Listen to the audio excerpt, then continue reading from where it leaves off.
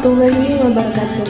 Perkenalkan, nama saya Rima Wiratama dengan NIM 2320052 kelas 5D, Manajemen Pendidikan Islam, mata kuliah Etika Manajemen, dosen pengampu Ibu Iliana Afifah, MPD.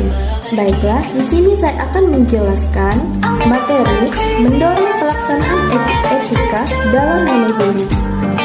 Tidak dapat dipungkiri lagi bahwa etika manajemen sebagai bagian dari tanggung jawab sosial perusahaan perlu diwujudkan di masa-masa mendorong. Ada beberapa hal yang mungkin dapat dilakukan oleh perusahaan sehubungan dengan dorongan untuk melaksanakan etika dalam manajemen. Beberapa hal yang mungkin dapat dilakukan diantaranya adalah A. Pelatihan etika. Manusia pada dasarnya membutuhkan kebiasaan dalam melakukan sesuatu. Sebuah organisasi dalam menjalankan kegiatan pada kenyataannya memerlukan waktu dalam mewujudnya. Dengan demikian, etika dalam bisnis maupun etika dalam manajemen perlu adanya pembiasaan yang dilakukan kepada pelaku organisasi dari mulai level tertinggi hingga rendah. Yang B, advokasi etika adalah upaya perusahaan untuk menjalankan etika dalam kegiatannya dengan cara menempatkan orang atau tim khusus dalam tim manajemen perusahaan yang bertugas untuk mengontrol dan mengawasi segala kegiatan perusahaan agar tetap memenuhi standar etika. Yang B, standar aturan mengenai etika perusahaan.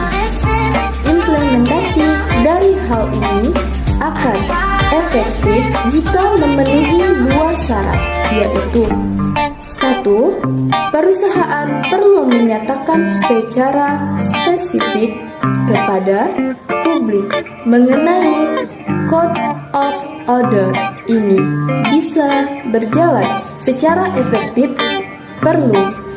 Yang kedua, agar Code of Order ini bisa berjalan secara efektif perlu adanya dukungan dan tim manajemen kerja melalui sistem pengawasan tertentu seperti reward atau punishment system. Yang C, keterlibatan masyarakat dalam mengontrol etika bisnis. Upaya untuk menjamin perusahaan akan menjalankan kegiatannya secara lebih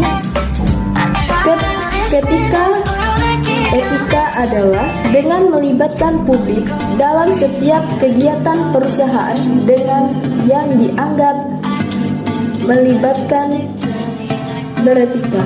Upaya ini akan mendorong perusahaan agar benar-benar memperhatikan kepentingan publik dan mencoba mengingatkan perusahaan akan menghadapi konsekuensi logis berupa penilaian buruk dan dari masyarakat. Adapun cara khusus manajer untuk mendorong perilaku etis. Yang A, pemilihan karyawan.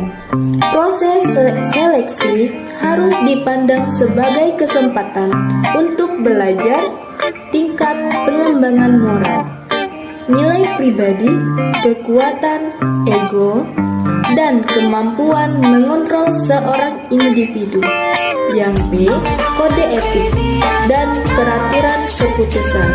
Kode etik pernyataan format tentang nilai utama organisasi dan peraturan etika yang harus diikuti oleh karyawan adalah pilihan populer untuk mengurangi ketidakjelasan.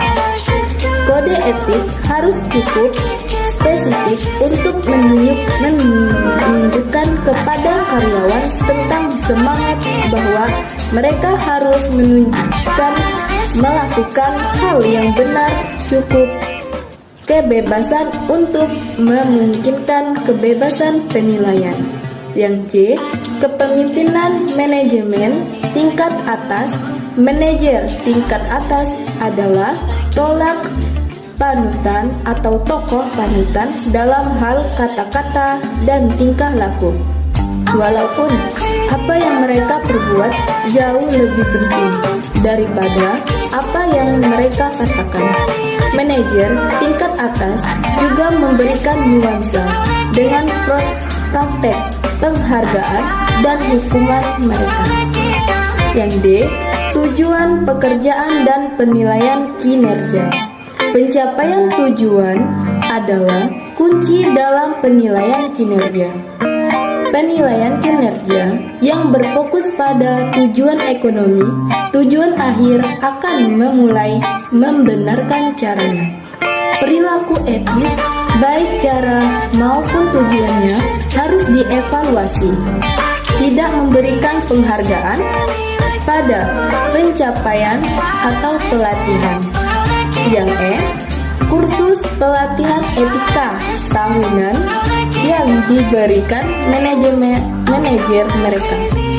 Fokus utama adalah Lockyer Martin, situasi kasus itu khusus yang dipilih oleh relevansinya dengan departemen atau masalah khusus pekerjaan yang didiskusikan dan kemudian ditetapkan. Yang F, audit sosial independen. Contohnya, Undang-Undang Sarbanes-Oxley yang memberikan standar yang lebih pasti bisnis tentang keterbatasan dan finansial pelaksanaan terporat. Semakin banyak organisasi yang menganggap ide audit sosial independen ini sebagai ide menarik. Yang G, mekanisme protektif. Karyawan yang dianggap dilema etika memerlukan mekanisme protektif agar mereka dapat melakukan apa yang benar tanpa takut mendapat peringatan. Baiklah, itulah paparan materi dari saya. Saya akhiri. Wassalamualaikum warahmatullahi wabarakatuh.